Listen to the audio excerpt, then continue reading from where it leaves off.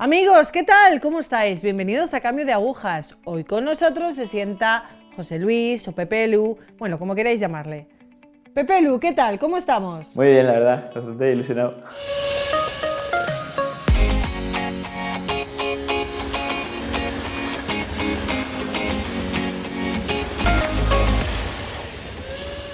Bueno, pues comencemos por el principio. ¿Podrías presentarte un poco? Decir de dónde eres, cómo era tu familia, cómo fue tu infancia, tu juventud. Bueno, pues estas cositas, un poquito de ti. Muy buenas, yo soy José Luis, aunque todo el mundo me llama Pepelu.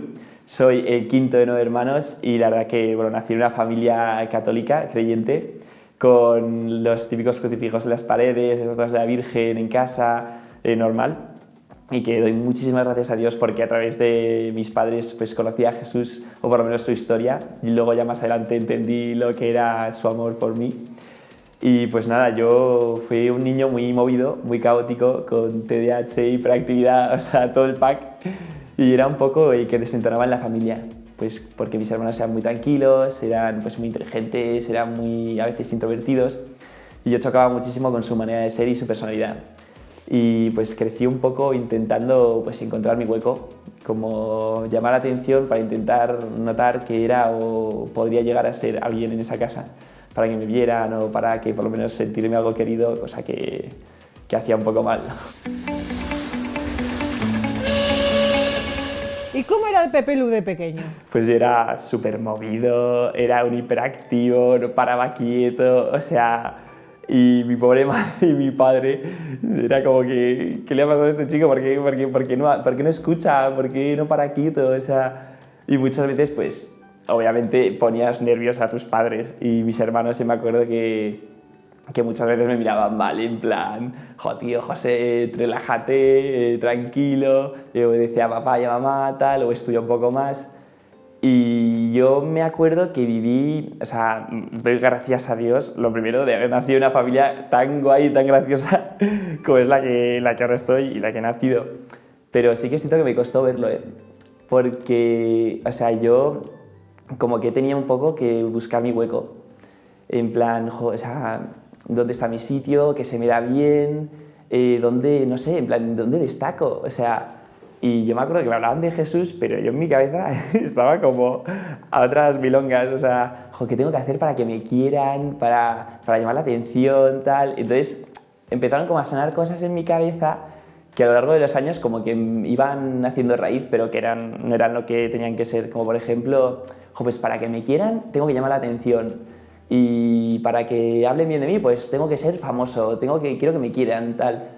Y yo me acuerdo que muchas veces en esos intentos de llamar la atención, pues acababa sacando quizá a mis padres y a mis hermanos también. O sea, yo me acuerdo que para los mayores, es decir, para el cuarto para arriba, era como, no era lo suficientemente mayor como para estar con ellos, pero también para los pequeños no era como lo suficientemente pequeño para también estar con ellos. Entonces estaba como ahí en la nada, intentando como sobrevivir, pero sí que es cierto que luego vi que me querían un montón, lo que pasa es que no lo veía. Y en el colegio fue cuando he dicho que empezó a crecer como esa necesidad de llamar la atención, de tener fama, de jugar. Es que, tío, ¿por qué tengo TDAH? Me acordaba en plan, y decía, bueno, ya está, tú tapa eso y yo qué sé, intenta que te quieran porque eres bueno al fútbol, pero vente, el fútbol no se me da bien. Vale, pues que buenas notas, y yo, pues bueno, las notas fatal, o sea, no podían ir peor. Yo me acuerdo que empecé a vivir con una envidia de decir, tío, o sea, porque a mi hermano se le da bien, yo qué sé, las notas, porque, yo qué sé, porque a mi amigo se le da bien el fútbol y a mí no. Y poco a poco, pues puede parecer una tontería, pero pues fui empezando a vivir como con envidia a todos mis hermanos, a todos mis amigos, a la gente que tuviese algo que yo carecía. Vale, salimos del colegio y nos vamos al instituto. Uf, esta etapa. ¿Cómo fue este momento en tu vida?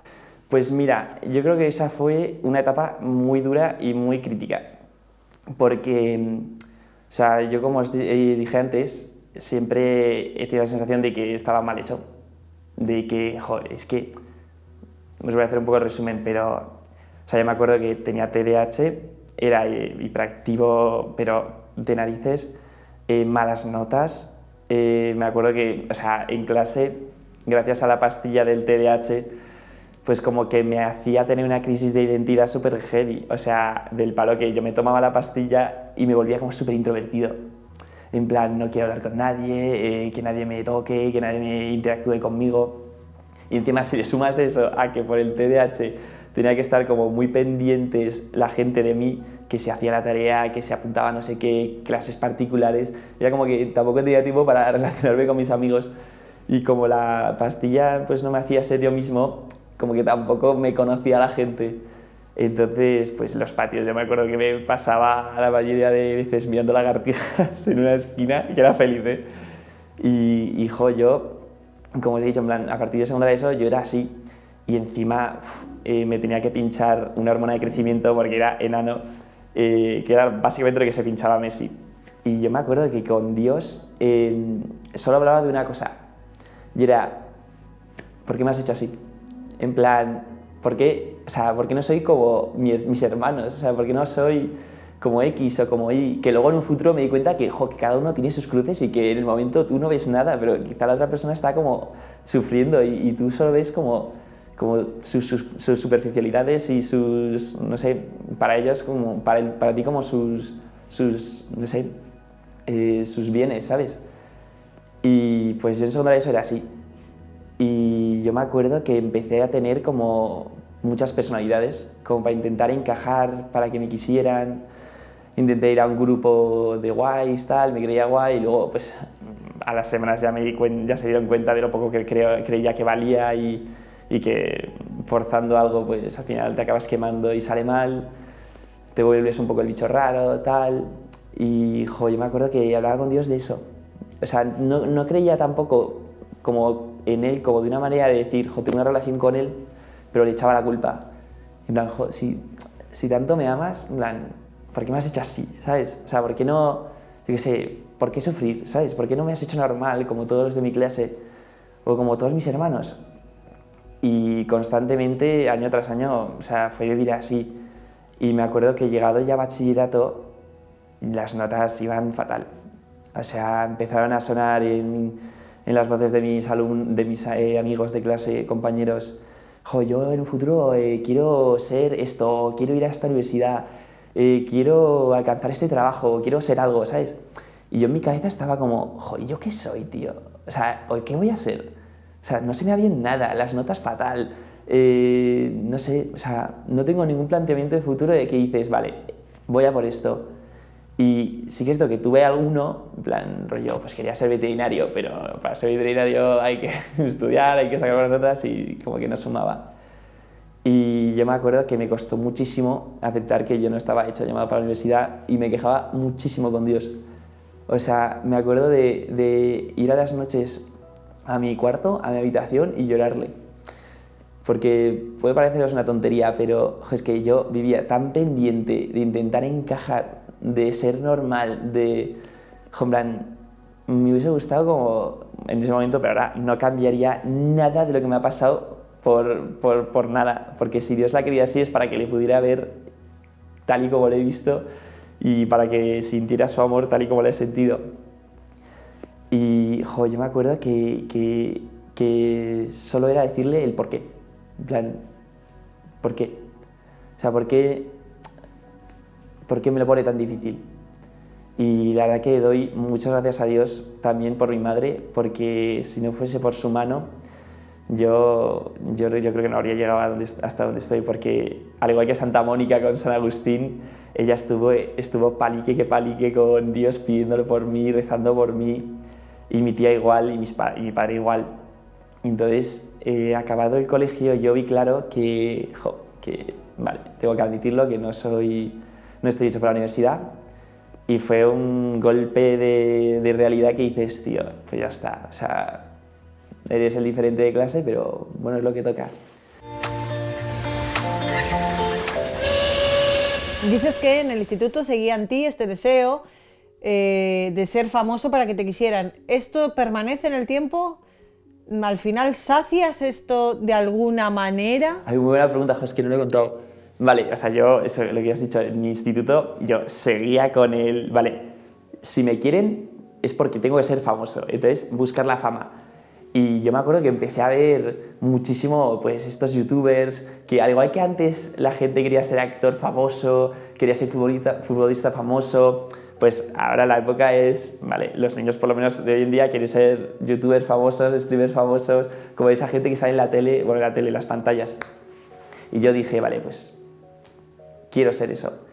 Y con la crisis de identidad, pues sufría mucho porque era como, en plan, si quiero ser famoso, quiero que la gente me conozca y cómo me van a conocer si ni yo mismo me conozco. Entonces, yo me acuerdo que después del colegio dije, hasta aquí las pastillas del TDAH. O sea, basta de esa crisis de identidad. Entonces, aquí empezó todo, porque en mi familia la relación con hermanos era un poco dura, pues por muchísimas situaciones. Y gracias a dejar la pastilla me empecé a conocer más y me di cuenta que me encantaba hacer reír a mis hermanos. O sea, me encantaba hacer alegre a las personas de mi alrededor y me di cuenta que se me daba muy bien, o sea, que se me daba fácil. Entonces, me empecé como a querer a mí mismo, a decir, wow, plan, qué sensación tan agradable de alegrar a las personas y a la vez sentir como no que eres famoso, pero sí que, plan, que para ellos eres alguien. Entonces yo seguía con la mentalidad en la cabeza de, vale, sí, tal. La felicidad y la alegría que quiero alcanzar está en llegar al éxito. Fama, dinero y que todo el mundo me mire y me vea y que hablen bien de mí.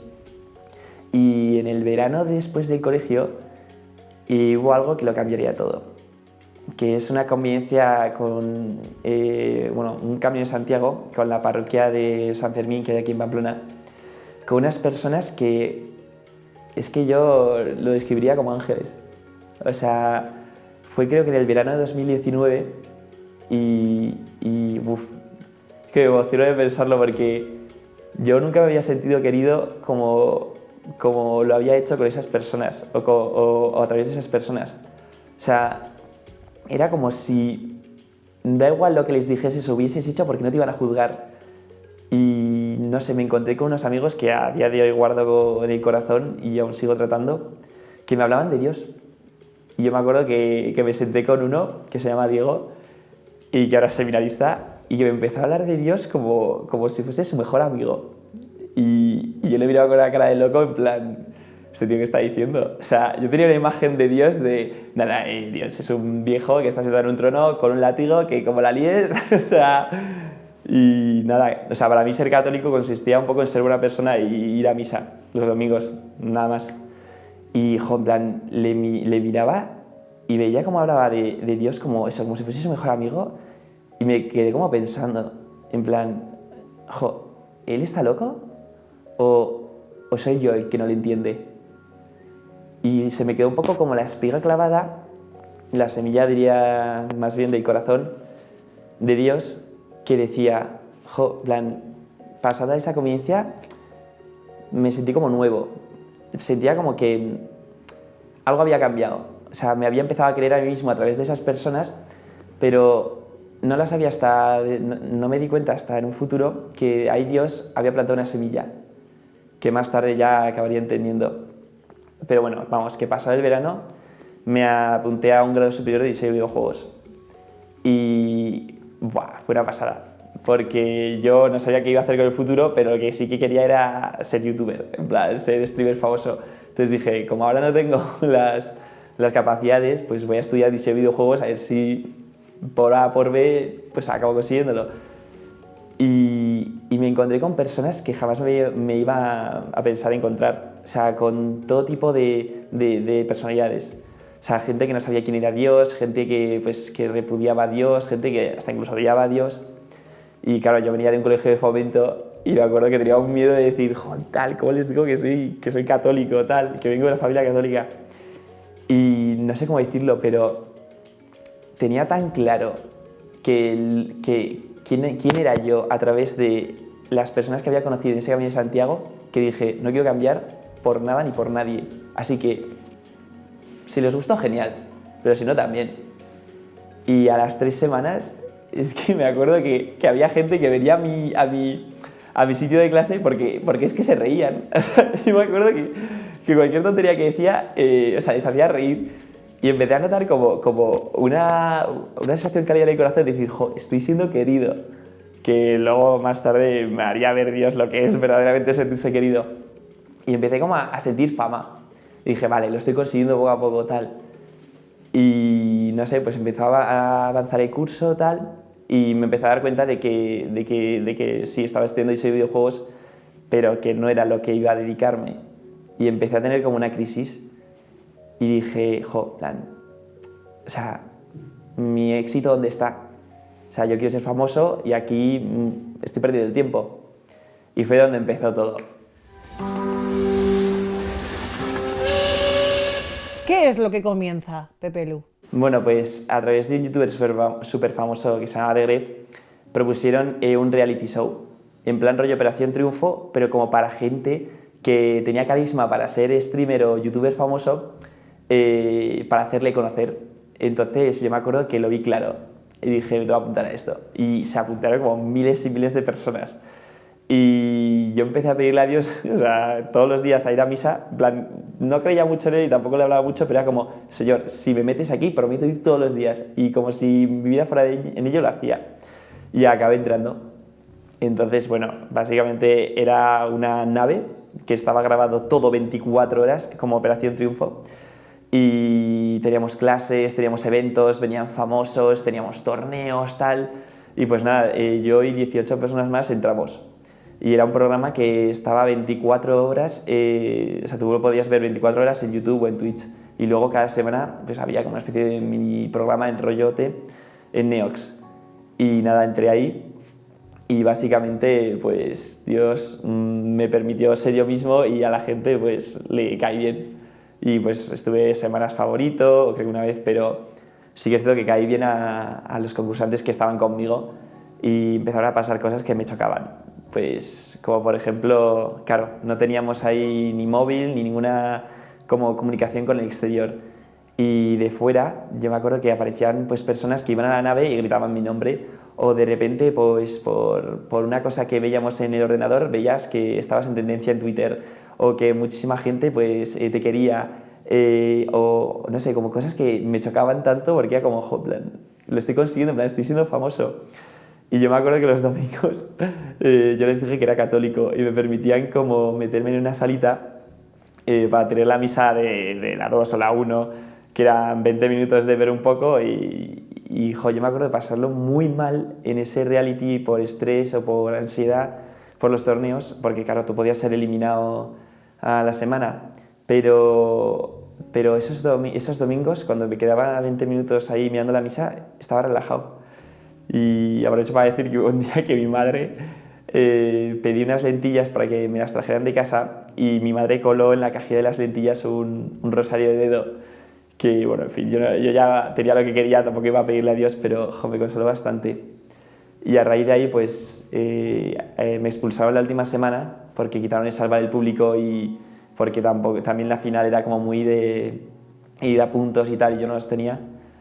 Y al parecer, pues me fui por la puerta grande y al salir, pues, llamadas de teléfono, menciones en todas las redes sociales, que si tendencia en Twitter, que si mi familia diciéndome que hay mucha gente hablando de mí, o sea, que la mayoría de Pamplona de mi pueblo pues habían visto el reality, que no fue muy conocido, pero sí que fue lo suficiente para decir, jo, por fin tengo lo que siempre he querido de llegar al éxito y ser famoso.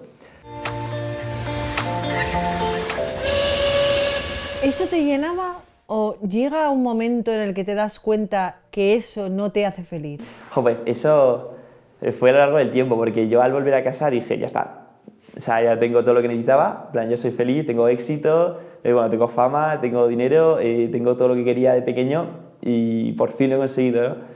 Pero yo me acuerdo que conforme iba pasando el tiempo, todo lo que pensaba que me iba a llenar no me llenaba y me empecé a agobiar muchísimo. O sea, me acuerdo que mes tras mes decía, me estoy sintiendo más vacío, me estoy sintiendo más mundano. O sea, me acuerdo que me obsesioné pues, de muchísimas cosas, como los números. Me acuerdo, pues, que sé, ver a personas como si fuesen seguidores, likes, simplemente, qué sé, en plan, no personas.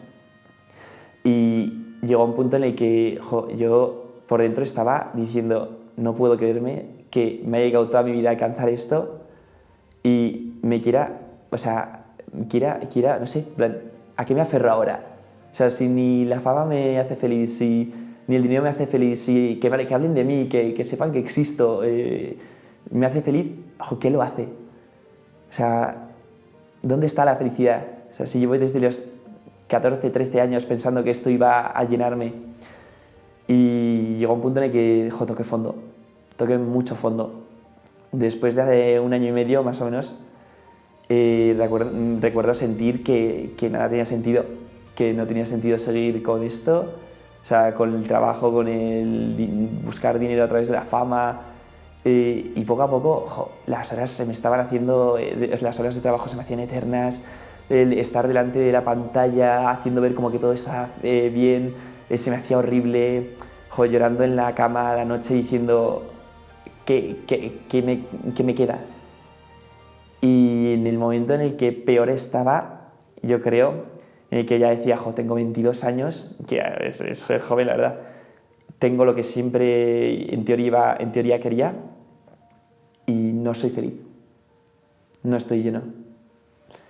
Y yo me acordaba que decía mi amigo, o sea, siento que, esta vida no tiene sentido.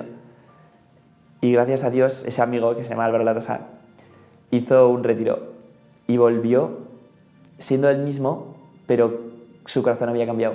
Se había encontrado con Dios de una manera increíble y no paraba de decirme que me amaba. Y a mí me sonaba chino. Entonces, pues le dejé un poco de lado hasta que en ese momento de tocar fondo, pues este amigo hizo feta.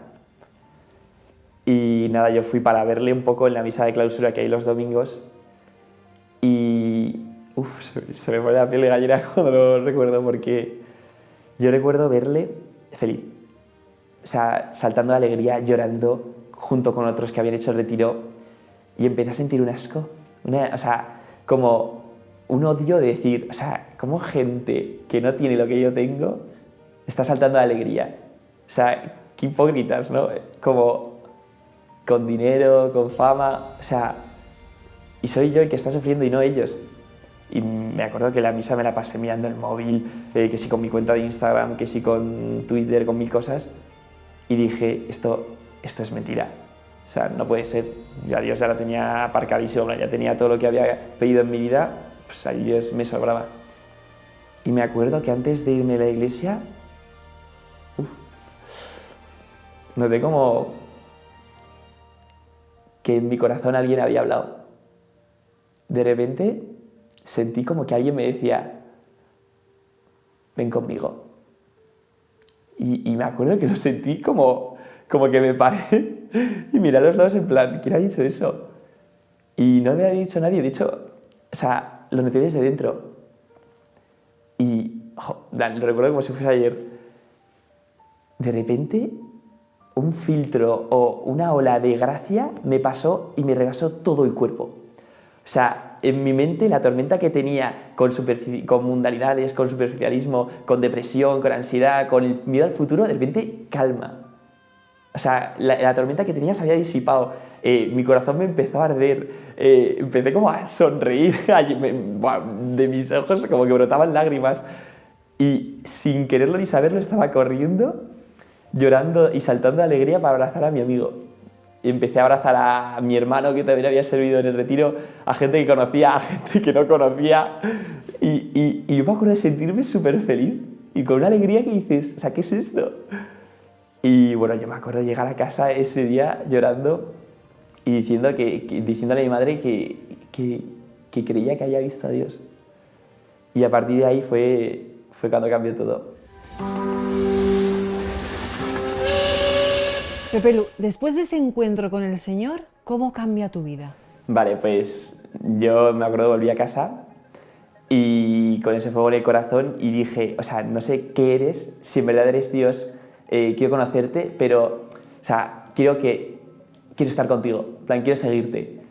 Y yo me acuerdo que estuve 2 semanas pidiéndole a ese fuego que estaba en el corazón que se quedase conmigo y me enseñase a verle. Y bueno, gracias a una persona llamada Manu, que me empezó a guiar un poco, a hacerme presentarme un poco a Dios, pues me di cuenta de que que con quien me había encontrado ese día era con Dios, con el verdadero Dios. Y había sentido tanto amor que decía, toca seguirle. Entonces me empezó a hablar, me empezó a decir que no puedo servir al mundo y seguir a Dios al mismo tiempo, que entregase mi fama. Entonces yo le dije que era toda suya, que hiciera con él lo que quisiera, pero que yo no era capaz de entregársela, que me ayudase. Y en un mes me acuerdo que pues había dejado de trabajar con los que más o menos me representaban un poco, que había dejado los directos, los vídeos, las redes sociales las había aparcado y ahora ya están borradas. Y como si de un chasquido fuera, Dios me había dejado nada, pero me lo había dado todo. Cuando antes pues lo tenía todo, pero verdaderamente no tenía nada. ¿Qué le dirías a un joven que su meta en la vida es ser youtuber, famoso, tiktoker, no sé, que busca llenar su vacío con la fama? ¿Qué le dirías? Pues que, para empezar, que hay cosas que no se ven.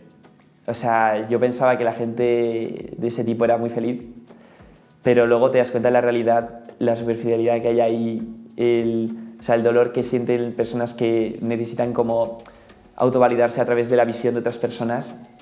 Y yo he visto autoestimas muy, muy bajas, pero del estilo de que un día suyo va bien solo se alcanzan X likes, que también me pasaba a mí, y que el único que llena es Dios.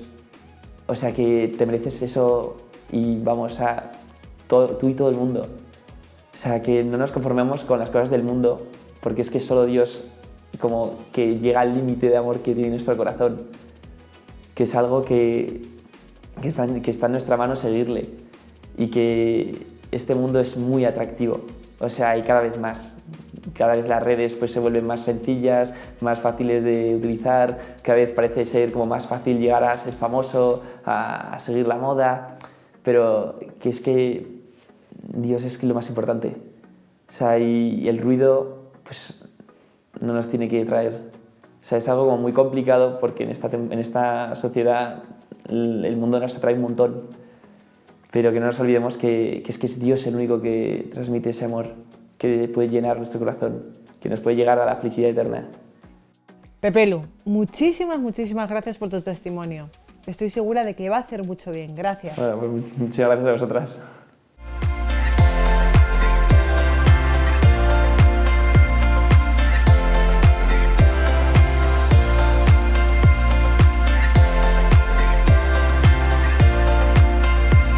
Amigos, qué complicado es vivir en este mundo. Este mundo que busca la fama, que busca el ser un youtuber, un tiktoker. Este mundo que les está diciendo a nuestros jóvenes que ser famoso es lo más, es el top, es a lo que tienen que aspirar. Qué vacíos están, qué vacíos estamos. Qué pena no conocer al Señor a tiempo.